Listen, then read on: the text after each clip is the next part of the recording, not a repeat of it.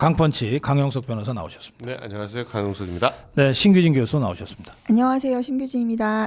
예, 투쟁 지도부를 구성해야 된다는 주장을 제가 컬럼에서 좀 계속 하고 있는데요. 여기 강영석 변호사님. 네, 지금 뭐 아직 전당대회 일정이 정확하게 확정은 안 됐지만 지금 주요 인사들이 출마를 선언하고 있는, 특히 김문수, 한동훈, 네. 안철수 이렇게 세 사람이 지금 뭐 여론조사상 1, 2, 3위로 나오고 있지 않습니까? 근데 1, 2, 3위 누구라고요? 김문수, 안철수, 한동훈 이렇게 여론조사가 지금 그렇게 나오고 있어서 네. 그럼 뭐 전당대회 보나만 하네. 네. 그런데 지금 뭐 안철수, 한동훈, 유승민이 어제 만났다고 하니까 네. 이건 뭐 배신 연대를 꾸려가지고 어떻게 당을 접수해 보려고 하는 시도가 아닌가 싶은데 안철수나 한동훈이나 둘 중에 누구 나올 거냐, 이게 또 서로 뒤통수 깔지 몰라서 어떻게 될지 모르겠습니다. 근데 지금 뭐 장동혁, 전한길 뭐 이런 또 네. 어쩌 보면 히든 카드들이 또 등장을 하고 있는데 저는 뭐 어찌 됐거나 간에 국힘 전당대회가 좀 흥행이 돼가지고 네. 지금 이 질이멸렬한 자유우파 진영에 좀 활력을 좀 불어넣었으면 하는 그런 심정입니다. 예, 신규진 교수님. 지금 전한길 대표인가요? 전한길 대표 전한길 뉴스 대표 이분이 이제 본인이 뭐 당대표 나가겠다 그러면서 갑자기 이게 관심도가 많이 올라갔고, 또 이 모스탄 대사가 또 이제 국내에 들어와서 했던 말들, 그런 게 많이 화제가 되면서 사실 이제 사람들이 국민의힘 전당대회 자체 관심이 별로 없었거든요. 관심도가 뚝 떨어졌다가 지금 이제 그 전한길 대표님이 이렇게 하시는 말씀을 보면서 이렇게 카타르시스를 느낀다고 할까요? 그런 분들이 이제 많아지고 있고, 지금 이제 바닥 민심이라는 게 이런 것 같아요. 지금 다들 저 사람들이 이제 우리가 겪어봤더니 다 그냥 기회주의자들에 불과하다. 그리고 뭐 윤석열 대통령 그 탄핵의 국면에 있어서도 맨날 눈치만 봤지. 그러니까 자기들 배지 달려고 이리저리, 자기들 공천 달려고 이리저리, 이거를 이제 사람들이 다 알았기 때문에 기성 정치권이나 그런 의원들에 대한 기대가 없고, 그냥 전한길 대표에 대한 그런 어떤 뭐 입당 여부라든지 뭐 출마 여부, 그것만 좀 관심이 되고 있는 것 같아요. 네. 근데 신규진 교수, 지금 국민의힘에서 뭐 종북 주사파들이 그동안 이 극우몰이를 해왔단 말이에요. 네. 뭐 윤석열 대통령도 극우라고 그러고, 네. 예, 비상계엄의 불가피성을 주장하는 사람들은 전부 극우라고 그러고, 네. 그리고 탄핵 반대하는 사람들 다 극우라고 그러고, 그래서 이제 대한민국 국민의 절반 가까이가 극우가 돼버려요. 네. 이 극우 몰이에 한동훈 세력이 편성을 해서 한동훈이, 안철수 뭐 이런 것들이 막 또 극우라고 내부에서 총질을 다시 시작했잖아요. 그래서 여기서 좀 정리하고 갔으면 좋겠어요. 극우라고 하는 게 저 유럽에 좀 있잖아요. 그러니까 유럽에서 이제 far right라는 개념이 생겨난 거는 네. 히틀러 같은 그런 거 있잖아요. 그러니까 민족주의. 사실 그 극우라는 개념은 이미 뭐 법리적으로나 학술적으로나 사회적으로 합의가 된 용어예요. 그러니까 극우 세력이라고 한다 그러면 우리가 뭐 KKK단처럼 네. 무장 조직 세력이죠. 그러니까 공권력의 위임을 받지 않은 사적인 아주 그냥 뭐 그 사회를 전복할 목적으로다가, 그리고 특정 집단을 굉장히 폭력적으로 가해하거나 배타적으로 이렇게 혐오하는, 그러니까 그런 KKK는 개념. 이제 백인 우월주의자들 백인 일부가, 우월주의자들, 극소수가 극소수가 무장을 하고 흑인들을 지거들 마음대로 막 죽이고 막 그쵸. 이런 게 KKK잖아요. 그리고 히틀러가 네. 유태인이라는 이유로, 그러니까 정체성 정치를 네. 하는 게 극우예요. 어떤 이슈나 아젠다에 의한 스탠스를 가지고 극우라고 하는 게 아닙니다. 네, 그러니까 그게 이미 유럽에서는 이제 그 아예 교과서에 딱 정리가 돼 있잖아요. 돼 있는데 지금 이 사람들이 아무나 다 지금 극우를 남발하고 있고, 전한길 대표 예를 들어서 이런 거예요. 학술적으로 이제 사회적으로 법리적으로 보자면, 부정선거를 주장하는 사람들이 이거는 우리가 완전히 이긴 건데 이 사람들이 조작을 해서 다 뺏겼기 때문에 우리가 그러면 이 정부를 인정하지 않아야 하고 무장 조직을 해가지고 이 정부를 전복하자.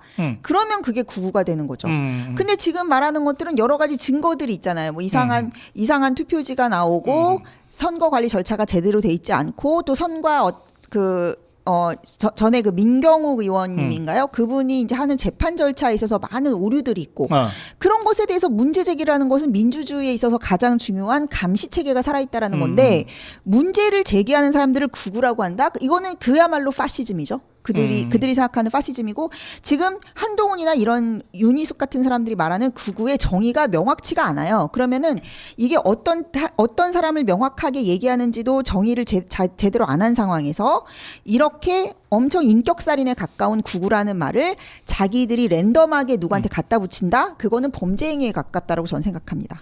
네, 근데 지금 지금 박근혜 대통령 탄핵 이후 상황하고 지금 상황을 비교하면 예. 그때는 박 대통령 탄핵에 찬성했던 사람들이 뛰쳐나갔어요. 맞아요. 그리고 예. 당을 만들어서 네네. 어찌됐건 대선을 치렀고 하는 과정을 거치면서 네. 그런 실험이 실패한다는 거를 확실히 그치, 그들이 그쵸, 깨닫고 그쵸. 다시 기어 들어왔거든요. 아하, 예. 근데 이번에는 찢어져서 나가질 않았단 말이에요. 그러니까 그 사람들이 아직도 자기들의 그 패배 또는 자기들의 과오를 반성하기는커녕 오히려 자기들 방향으로 못 나갔다라고 지금 생각을 그게 당의 실패의 원인이다 이렇게 분석을 하고 있거든요. 한동훈은 지금 우리가 이렇게 하면 계속 실패한다고 하는 게 결국 윤 대통령을 따라가면 실패한다는 취지거든요. 결국 네, 네, 네. 그군이 뭐니 그런 한동훈은 그런 개념도 없어요. 맞아요. 네, 전혀 무슨 뭐 사회학적이나 정치학적인 그 기본적인 소양도 안 돼 있고 그냥 뭐 아는 게 없어요. 그냥 정치를 그냥 그 쉽게 시작해가지고 네. 그냥 이렇게 라방하고 뭐 인기 좀 끌면 되는 걸로 대충 그리고 분위기 타면 되는 걸로 이렇게 생각을 하지 뭐 정치에 대한 깊은 이해라든지 왜 정치 투쟁이 일어나고 권력 투쟁이 일어나는지에 대한 본질적 그런 어떤 고찰 같은 걸 해본 적이 없는 예, 그야말로 검사하다가 갑자기 뜬 거죠. 그냥 옛날 무신들이 갑자기 뜨면 예, 그냥 아무 생각 없이 하잖아요. 그렇지. 예, 딱 그런 느낌이에요. 알겠어요. 마이크 네. 조금은 좀 가까이 대달라고 네. 예, 시청자들이 말씀하시네요. 그렇기 때문에 지금 한동훈이나 윤희숙이나 뭐 이런 윤희숙은 지금 누가 봐도 한동훈을 띄우기 위한 지금 혁신위를 하고 있는 거고요. 윤희숙은 원래 이제 한동훈 개였기 때문에 윤희숙이나 뭐 김종혁이나 박상수나 뭐 그런 사람들은 그렇게 보는 거고 저는 이번에 전한길 선생이 떠오르면서 큰 성과가 네. 윤희숙을 완전히 그냥 깔아뭉갰다. 네. 사실 그 다선 의원들이 윤희숙하고 상대하려고 안 했거든요. 그러니까 윤희숙이 하는 소리에 대해서 그냥 말을 안 섞는 그런 식으로 했는데 그러니까 뭐 다구리 당했다느니 뭐 점점 말이 세졌는데 그냥 전한길 선생 나오면서부터는 윤희숙은 아예 이제 뉴스 가치가 뚝 떨어져 버렸다. 아하. 네, 그게 큰 성과다 이렇게 생각을 합니다. 알겠습니다. 자, 이 국민의힘 전당대회가 이제 출마자들이 이제 출마 선언을 하면서 조금씩 달아오르고 있는데 여기 이제 두 가지 변수가 있습니다. 오늘 제가 전해드린 걸로는 이제 전한길이 출마 안 하겠다는 건데 네. 출마 안 하겠다는 얘기의 앞뒤를 보면 이래요. 아니 나는 뭐 입당해서 아직 3개월이 안 돼가지고 자격도 없고 나 특례를 요구할 생각도 없다. 그러니까 자격이 없어서 출마 못 한다는 뜻이에요. 그리고 2019년에 황교안이나 오세훈이가 그럼에도 불구하고 특례 조항을 적용받아서 당 지도부가 자격 부여했고 이번에 김문수도 특례 조항을 작년에 인정해서 한동훈도 그랬고. 그랬잖아요. 네. 한동훈이도 그렇고. 네. 근데 이제 전한길은 나 그런 식으로 하고 싶지 않아. 나 자격 없으니까 출마 안 할래. 지금 이런 상태예요. 그럼 사실은 저희 댓글창에 가장 많은 주장이 전한길 출마시켜야 된다 이거거든. 이 부분에 대해서는 어떻게 생각하세요? 저는 주변에 저한테 말씀을 많이 해주시는 분들이 뭐라고 하냐면 지금 너무 국힘이 짜증나가지고 네. 이 정당을 해산을 하든지 아니면은 그 말씀하신 대로 사실은 탄핵 반대가 당론이었잖아요. 네, 탄핵 반대가 당론이에요. 그리고 대다수의 뭐 국민들이 그리고 특히 보수 우판에서는 80~90%가 다 탄핵을 반대를 했었고 예. 그 탄핵 반대가 당론인데 당론에 반대해서 고작 22명의 의원들이 탄핵을 찬성한 것이 해당 행위잖아요. 네. 그럼 해당 행위를 한 사람을 쫓아내지는 못할 망정 지금 이렇게 그 22명에 휘둘리고 눈치를 보고 22명이 또 이 당을 민주당 이중대처럼 만들려고 하는 거에 굉장히 분노하고 계시기 때문에 지금 많은 분들이 전한길 대표가 나와가지고서는 뭐 당대표 했으면 좋겠다라고 생각하시는 분들이 되게 많으세요. 네. 그리고 전한길 대표님이 그 대표가 나와가지고 이렇게 국회의원들한테 이렇게 기회주의적이다라고 호통치고 이런 거에 이렇게 투사해가지고 대리만족을 많이 느끼시는 거죠. 그래서 아마 그런 여론들이 굉장히 들끓 것 같고 또 전한길 선생이 그 말을 하셨잖아요. 어쨌든 간에 뭐 본인의 그 의사를 따르는 그 본인의 의사와 일치하는 후보를 밀어주겠다 이렇게 했기 때문에 지금 또 한 가지 이제 효과는 그 어떤 민심이 이제 모일 수 있는 어떤 통로라고 해야 되나 그 플랫폼이 만들어졌기 때문에 아하. 당 대표에 나오는 분들이 그거를 이제 무시하지 못할 것이다. 그런 영향력이 상당히 이제 작용될 수 있는 어떤 건너다리가 생겼다. 저는 이제 그렇게 보는 거죠. 예. 근데 저는 그 아까 조금 말씀드리던 마이크 좀 거에- 당겨서 네. 해주실래요? 아까 말씀드리던 거의 연장선상에서 그런 어떤 그 당 밖에 나가서 테스트하는 그런 절차를 못 거쳤기 때문에 지금 저들이 아직도 저런 목소리를 내고 있는데 네. 이번 전당대회가 결국 민심을 확인하는 자리가 돼야 된다. 아하. 네, 이번 전당대회를 통해서 한동훈도 나와서 본인의 진짜 실체, 예, 진짜 본인의 그 어떤 정말 네이키드한 모습이 몇 퍼센트 나오는지를 확인을 해야 됩니다. 지금 안철수보다 조금 안 나오거든요. 그 동안에 그 여러 가지 분위기가. 네이키드가 무슨 뜻이에요? 그러니까 그 발가벗은. 네, 아니 그러니까 그 자기 발가벗은. 그 동안은 윤석열의 아니 어떤 진짜 얼굴을 보고 싶다. 네, 그거 윤석열의 아니에요, 지금? 후광, 진짜 실력. 기타 본인의 실체가 아니라 그냥 뭔가에 그 업혀가는 모습이었잖아요. 근데 진짜로 자기가 객관적으로 경쟁력이 얼마나 되는지 이런 것들을 확인을 해야 된다. 그리고 본인이 과연 그 20명 가까운 의원들을 거느린 친한계라는 계파를 이끌 정도의 정치력이 되는지 이번 전당대회에서 테스트를 해봐야 된다. 지금 이번 전당대회 출마도 조경태 자기 계파의 수장으로 알려져 있는 조경태 의원이 먼저 출마 선언을 했잖아요. 네. 그건 한동훈 나오지 말란 얘기인데 그럼에도 불구하고 본인이 지금 계속 나오려고 기웃기웃하고 있지 않습니까? 네. 어제도 뭐 안철수 유승민 만난 것 자체가 출마하고 싶어서 만난 거지 안 할 사람이면 그런 모임 하지도 않죠. 그런데 그걸 한 이유는 이제 안철수 유승민 보고 자기 도와달라고 하려고 한 건데 네. 그분들이 그럴 사람들도 아니고 네. 거기 더 선수들이기 때문에 배신의 역사에 있어서는 정말 한가닥하는 사람들하고 그게 되겠습니까? 그러니까 그런 어떤 진짜로 본인이 정치를 하고 싶다면 정치력을 이번 전당대회에서 보여야 된다. 알겠습니다. 지금 아까 여론조사 말씀하셨는데 네. 그게 일반 국민 대상 여론조사죠? 그렇습니다. 그러면 지금 전당대회는 당원 80, 국민 20 룰로 네. 진행되잖아요. 네. 그러면 이게 국민의 일반 여론조사를 하면 할수록 네. 전당대회의 정확한 과학적 예측은 더 어려워지는 거 아닌가요? 그게 그렇죠. 어떤 그 여론조사 회사든 당원 80, 국민 20이라는 룰을 적용해서 여론조사를 제대로 하려면 할 수가 비용이 없어요. 몇 배씩 들거든요. 그렇게 할 수가 예. 없죠. 그리고 실제로. 그러니까. 예. 그러니까 이런 일반 국민 여론조사에 아까 나온 대로 뭐 김문수, 안철수, 한동훈이다 그러면 네. 우리 자유파 국민들 입장에서는 우리가 느끼는 것하고 너무 다를 뿐만 아니라 네. 이 룰하고도 너무 다른 걸 가지고 지금 갖다 대는 거가 되는 거 아니에요? 그래서 결과적으로 놓고 보면 그런 여론조사 할 때 이제 그 국민의힘 지지층 네. 에서 어떻게 몇 되느냐. 프로, 예. 그걸 보면 조금 그래도 전당대회 결과하고 비슷해져요. 네. 전체 여론조사를 놓고 보면 항상 유승민이 착각하는 이유가 예. 전체 여론조사라면 민주당 지지하는 사람들은 유승민 이렇게 하잖아요. 지금 한동훈이가 네, 딱 지금 한동훈이 딱 예. 그건데. 예. 예, 그러니까 실제로 국민의힘 골수 지지층 당원들이야 뭐 더 아주 골수 지지층이니까 예. 골수 지지층에서 한동훈에 대해서 어떻게 생각하는지를 본인이 좀 객관적으로 알아야 되는데 네.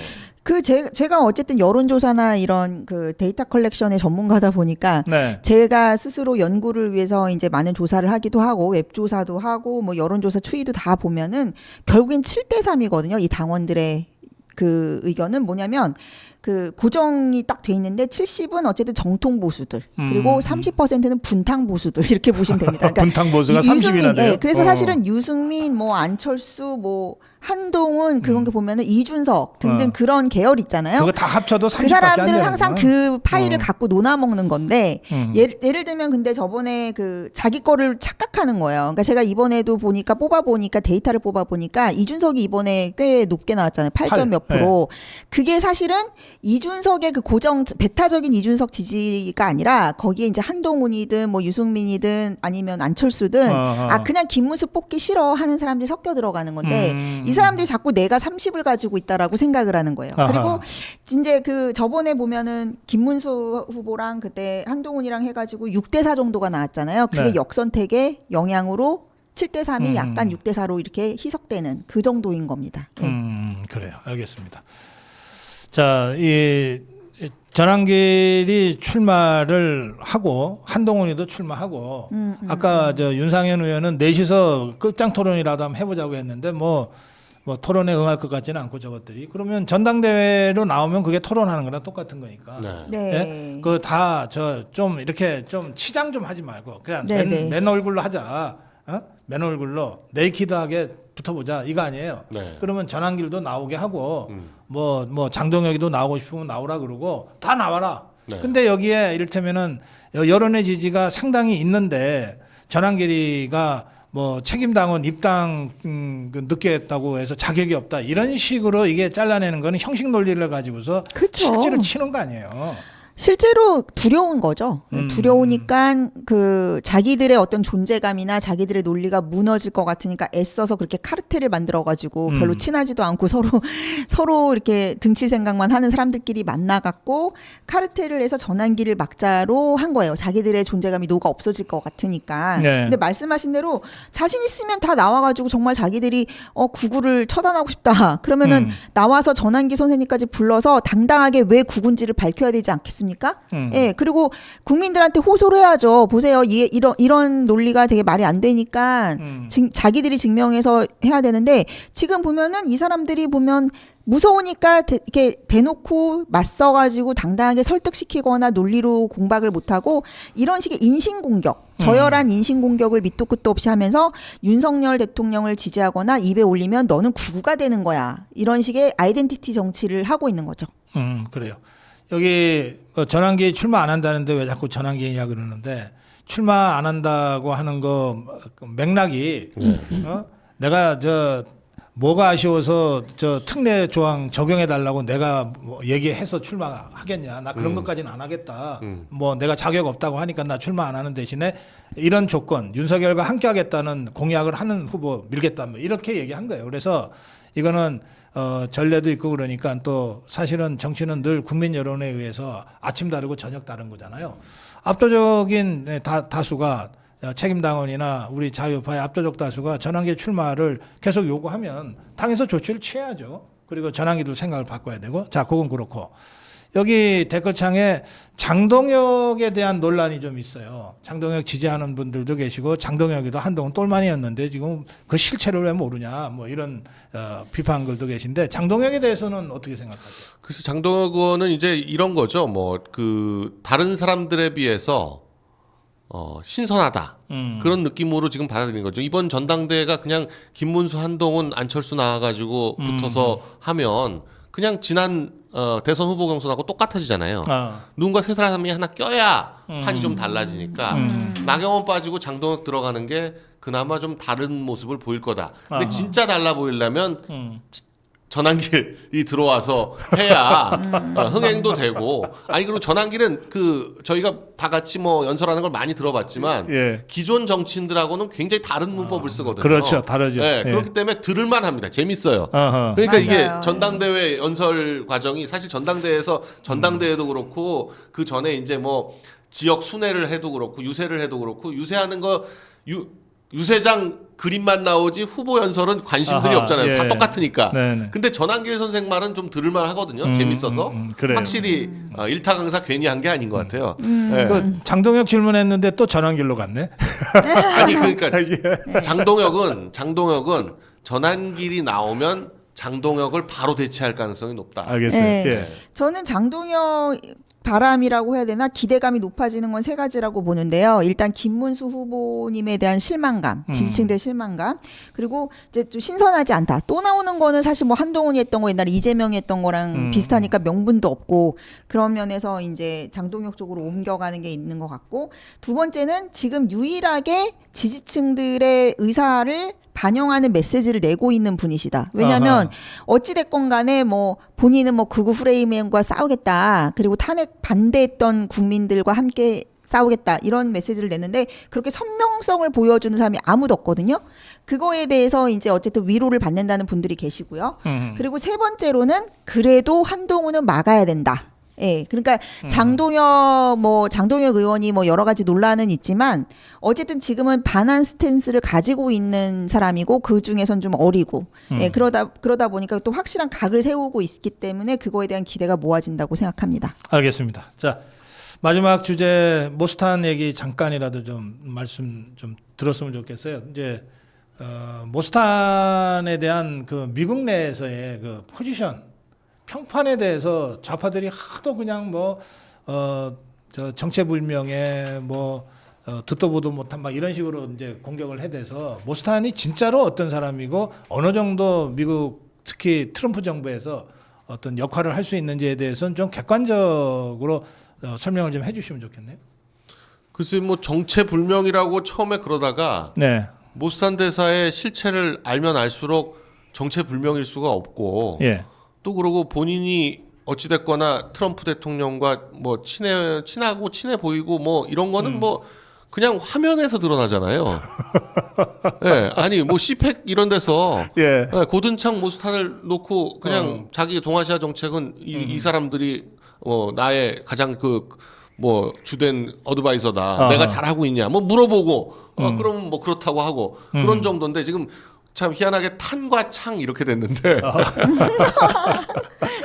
네. 모스탄이나 고든창이나 둘 다 지금 그 한국 대사 물망에 올라 있다. 지금 그런 얘기가 있을 정도로 뭐 그리고 미셸 스틸박이라고 이제 그 캘리포니아 삼선 의원 뭐 네. 이런 분들이 거론이 되고 있다는 얘기가 많이 있는데 근데 본인이 스스로 한 얘기가 거짓말을 할 분 같지가 않아요. 제가 그 예. 은평제일교회 연설이나 뭐 이런 네, 연설들을 쭉 보니까 네. 굉장히 신심이 깊고 원래 신학대학교를 또 나왔다고 하더라고요. 아하, 예. 네, 그래서 이 웬만한 목사님 수준의 그 설교를 하더라고요. 그래서 기독교적으로도 그렇고 이 어떤 배경도 그렇고 또 대사라는 직위가 엠베서더가 이게 사실은 뭐 외교관들의 직업 외교관으로서는 꽃이지만 일반 사람들의 경우에도 대사라는 직위는 거의 장관급으로 다들 생각을 하거든요. 예. 미국도 마찬가지입니다. 미국도 네. 대사라는 직위를 장관급으로 생각하기 때문에 물론 이제 미국에서는 대선 때 돈을 제일 많이 낸 사람들을 쭉 이렇게 뭐 유엔 대사부터 시작해서 영국 대사 뭐 이렇게 쭉 보내주는 게 거의 그 전통처럼 돼 있는데 그게 그만큼 대사라는 자리를 쉽게 할 수가 없는데 일기 때 어찌됐건 국제형사사법대사라는 명백한 국무부 내에 직책을 했었고 네. 그리고 미국 로스쿨에 여러 로스쿨에서 교수를 하고 있고 그런 분을 뭐 그리고 뭐 이 경력이나 양력에서 무슨 빵꾸나거나 이상한 측면이 전혀 없어요. 그런 사람을 무슨 뭐 정체불명이니 아무리 그렇게 폄하하려고 해도 폄하가 되지를 않는다. 그리고 트럼프와의 관계도 아무리 하고 싶어도 민주당 내에는 모스탄 또는 모스탄의 3분의 1, 4분의 1이라도 트럼프 정부하고 접촉할 수 있는 사람이 한 명도 없지 않습니까? 아하, 근데 예. 한 명도 없는데 어떻게 친하냐 안 친하냐 물어볼 수가 없어요.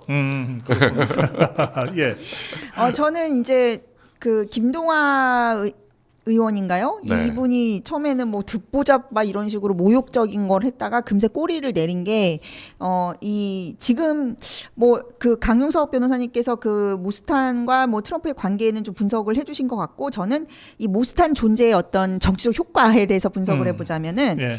지금 제가 보기에는 그 전 세계적으로 트럼프가 국내 정치에 다 개입을 하고 있고 본인이 사실상의 그런 자신의 약간 후계자라던가 자신의 그 라인을 만들어내고 있거든요. 세계 곳곳에. 예를 들면 이탈리아의 멜로니 총리 아주 노골적으로 서포트를 해줘가지고 EU의 패권이 기존 그 메르켈 독일이나 프랑스 마크롱 프랑스에서 완전히 이제 멜로니 쪽으로 이렇게 옮겨가게 또 간접 지원을 해줬고요. 그러니까 대놓고 그냥 다니면서 띄워주는 거예요.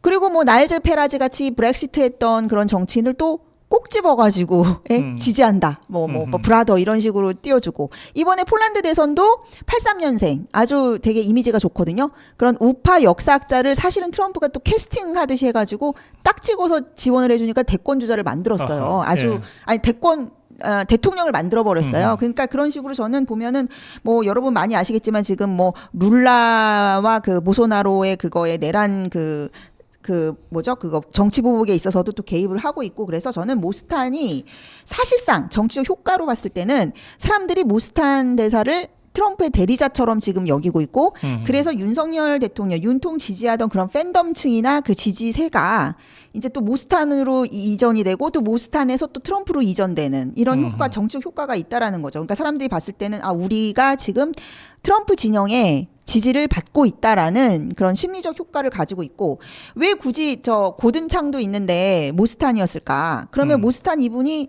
생김새나 이런 외형이 딱 한국의 엘리트 정치인처럼 보이니까 위화감이 없는 거예요. 그리고 또 한국하고도 무슨 인연이 있으시더라고요. 그 태어난 것도 한국이고. 홍제동에. 예, 그러니까 이게 만약에 막 백인의 무슨 되게 뭐 노회한 그런 정신이 와가지고 막 그런 환대를 받으면 이게 좀 그림이 이상해지는데 모스탄이 오니까 우리 편이라는 거에 있어서도 굉장히 이질감 없이 섞이는 거죠. 그래서 저는 이게 엄청난 그 트럼프식의 문화 전쟁이다라고 전 생각해요. 사실 이제 전쟁을 총칼로 하는 시대가 아니고 문화 전쟁이 중요하다는 걸 트럼프가 너무 잘 알고 있는 거죠. 그래서 항상 문화적인 어떤 이렇게 뭐 미디어 프레젠스를 가장 높일 수 있고 그 효과를 극대화할 수 있는 그런 어떤 자신의 대리자를 제 추측입니다만은 그래서 더 이렇게 직간접적으로 정치 상황에 맞게 서포트하는 것이 아닐까 그렇게. 이제 아까 우리 강현석 변호사 잠깐 언급했지만 이 모스탄의 주 경력이 그 국제형사사법 대사잖아요. 그러니까 이 대사 자리에 있으면서 모스탄이 다룬 사건들이 기본적으로 반인류 범죄, 그렇죠. 반인권 범죄, 이 범죄와 관련돼서 전범들을 수사하고 재판에 회부하고 하는 그런 일들이잖아요. 그러니까 이거는 미국의 자유민주주의라는 가치를 전 세계를 상대로 전파하는 천병이기도 하고. 그리고 그런 면에서 아주 깊은 이 신앙심을 바탕으로 해서 그런 그 인류를 상대로 한 그 범죄에 대해서 굉장히 엄격하게 대처를 했단 말이에요. 그러니까 이제 이 모스탄이 지금 한국을 보면 아까 그 브라질 그 보소나루 전 대통령 사례도 얘기했지만 지금 윤석열 대통령이 진짜 억울하게 대통령 통치권 행사했다가 내란 프레임에 씌워져 가지고 억울하게 감옥 살면서 수많은 인권 탄압을 받고 있는데 접견 금지, 뭐 면회 금지가 다 인권 탄압 아닙니까? 거기에다가 당사자인 모스탄도 직접 이제 그 경험을 한 거야. 예? 접견 금지 받았어. 접견 다 하기로 허가까지 교도소가 해놓고 난 다음에 갑자기 접견 금지 조치를 당했으니까 정치적 탄압이죠. 모스탄도 탄압받은 거 아니에요. 말하자면. 그러니까 이게 저것들이 진짜 호랑이 코털을 잡아 뺀 거야. 그냥 건드린 것도 아니야. 지금 상황이 이런 것 같은데요. 지금 이 이재명 정부가 정말 드라이브를 걸어도 너무 심하게 하고 있다라는 느낌인 게 지금 뭐 언론과의 관계가 지금 뭐 굉장히 지금 좋아서 그런 거죠. 사실은 뭐 이번 그 집중호우 이것도 사실은 예전 같으면 예고된 인재 이렇게 제목이 나와야 되거든요. 당연하죠. 네. 근데 200년 만에 폭우라고 제목이 확 바뀌어요. 괴물 폭우래. 네, 괴물 폭우고 이거 완전히 기상 현상이 갑자기 이렇게 된 거라서 어쩔 수 없었던 윤석열 대통령 걸로. 때는 무슨 구두 신었다는 거 가지고 난리. 그리고 해야 돼. 지금 김문수 후보는 어저께부터 이 현장을 가기 시작했는데 수재 피해 뭐 다른 의원들도 다 그렇고 이재명은 어제 오후에 늦게서야 겨우 현장을 갔거든요.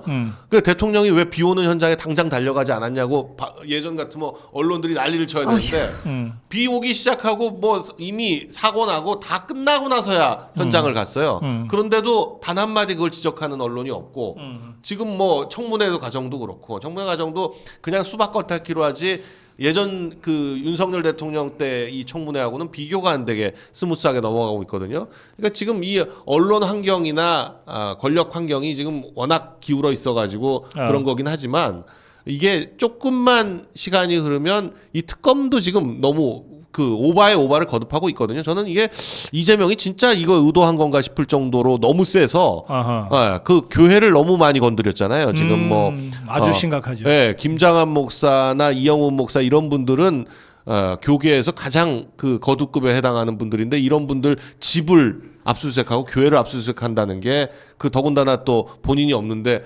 배우자만 있는데 부인들 연세 많은 부인들만 있는데 연락도 못하게 하고 뭐 이랬다는 건데 그런 여러 가지 상황이나 사태가 지금 이 내란 특검 뭐 어쩌고 해서 3대 특검이 하고 있는 것들이 다 이 이재명의 업보로 돌아갈 것이다. 그렇게 보여집니다. 그건 뭐 별로 오래 걸릴 것 같지도 않아요. 지금 하고 있는 게 너무 세서. 폭주를 하고 있죠. 그 제가 어제 그저께 현장 나가면서 우리 늘 자유파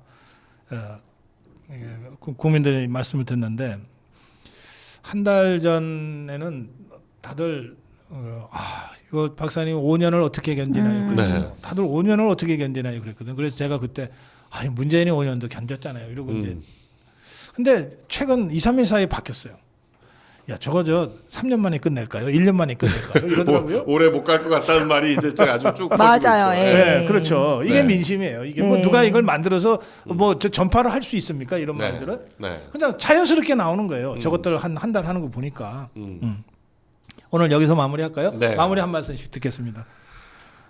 네, 사실 정치에서 우리 쪽이 잘해서라기보다는 상대방이 못해서 또 이렇게 기회가 오는 경우가 꽤 많이 있는데 지금 뭐 이재명이 그 끝이 안 보일 정도로 지금 뭐 하늘 끝까지 올라간 것처럼 느껴지겠지만 조금씩 무너져 내리고 있는 것 같습니다. 여러분들 너무 이렇게 좌절해 있고 실망하지 마시고 이제 우리가 전열을 잘 정비해서 내년 지방선거부터는 확실히 반전의 기회를 마련하려면 이번 전당대회도 그렇고 정치적 관심을 놓지 마시라. 너무 그동안 많이 지금 이 자유파 국민들이 너무 실망해가지고 지금 떠나가 있어요. 근데 다시 다 돌아오셔야 된다. 네. 그런 말씀을 드립니다. 네, 신규진 교수. 저도 되게 비슷한 생각을 하고 있는 게 이미 지금 이제 이재명 같은 사람의 정치는 항상 보면 강약 약강의 정치거든요. 근데 오히려 지금 60% 넘는 이런 지지율이라든지 언론 통제를 자기가 확실히 했다라는 그 생각에 이제 오판이 시작되는 거거든요. 그래서 저는 모스탄 대사의 그 정치적인 활동을 탄압한 것도 그렇고 지금 윤석열 대통령의 존재감을 아예 이제 싹을 자르겠다는 생각으로 미디어 프레젠스를 굉장히 없애겠다라는 거거든요. 그래서 막 그런 무리한 인권 탄압을 하고 있는데 그런 것이 이제 계속 가다 보면 폭주하는 기관차, 제어할 수 없는 기관차가 돼가지고 이게 이제 앞으로 이 사람들이 보면 이제 반미 선동까지 나갈 것 같아요. 그러니까 전에는 반일파리를 했는데 이제 미국은 이제 두렵고 사실은 우리나라 국민의 좌우 가릴 거 없이 거의 70% 80% 이상이 한미일 동맹을 원하지 북중러랑 이렇게 협상하길 원하지 않거든요. 그러니까 약간 여기서부터 이 어떤 이 하드웨어와 소프트웨어의 균열이 생기기 시작하는 겁니다. 그러면 이제 이 사람들이 민심을 오판하기 시작하면서 또 반미 선동을 통해서 정치적인 동력을 얻으려고 하면은 결국엔 또 미국과 트럼프가 변수가 된다. 그래서 아까 말씀하셨듯이 국힘이 잘해서라기보다는 이 사람들이 자꾸 어떤 외생 변수를 끌어들이면서 본인들의 정치적인 고립을 자초하지 않을까. 저는 그렇게 예상을 하고 있습니다. 예. 두 분 마무리 말씀까지 잘 들었습니다. 오늘 특별대담 강펀치 강용석 변호사 그리고 지금 방학 중이라 잠깐 나오셨는데요. 신규진 교수 두 분과의 특별대담 여기서 두 분과 함께 인사드리면서 두 분 고맙습니다. 네, 감사합니다.